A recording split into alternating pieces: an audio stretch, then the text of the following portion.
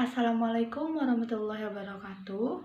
Perkenalkan, saya Melanda dengan NIM A1C222079 dari kelas Ruang 003 dengan mata kuliah Belajar dan Pembelajaran Matematika. Di sini, saya akan memaparkan presentasi makalah yang telah saya buat mengenai teori-teori belajar dan pembelajaran matematika. A. Pengertian teori belajar.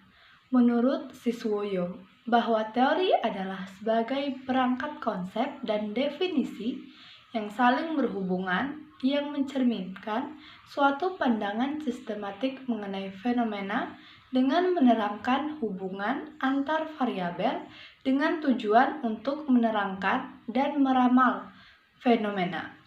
B. Macam-macam teori belajar. Ada 4 kategori utama atau kerangka filosofis mengenai teori-teori belajar. 1. Teori belajar behaviorisme, yang hanya berfokus pada aspek objektif diamati oleh pembelajaran.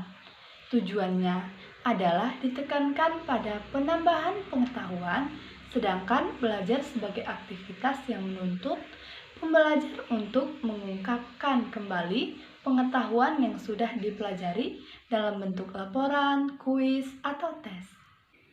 Prinsip-prinsip dalam teori behavioristik adalah 1. Objek psikolog adalah tingkah laku. 2. Semua bentuk tingkah laku dikembalikan pada refleks. 3. Mementingkan bentuk kebiasaan. 4.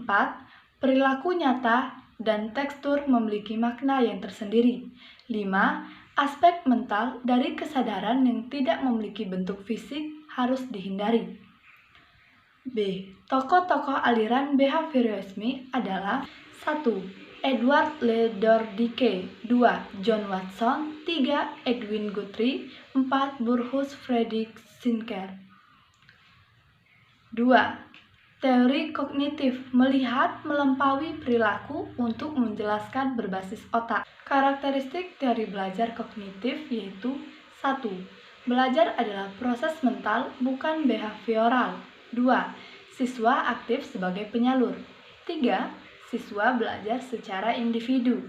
3. Teori konstruktivisme berpendapat bahwa belajar sebagai sebuah proses di mana pelajar aktif membangun ide-ide baru atau konsep. Teori humanistik. Teori humanistik ini berupa memahami perilaku belajar dari sudut pandang pelakunya, bukan dari pengamatnya. Teori belajar konstruktivisme berarti bersifat membangun dalam konteks filsafat pendidikan dan dapat diartikan sebagai suatu upaya membangun tata susunan hidup yang berbudaya modern. 4. Teori belajar humanistik. Teori ini berusaha memahami perilaku belajar dari sudut pandang pelakunya.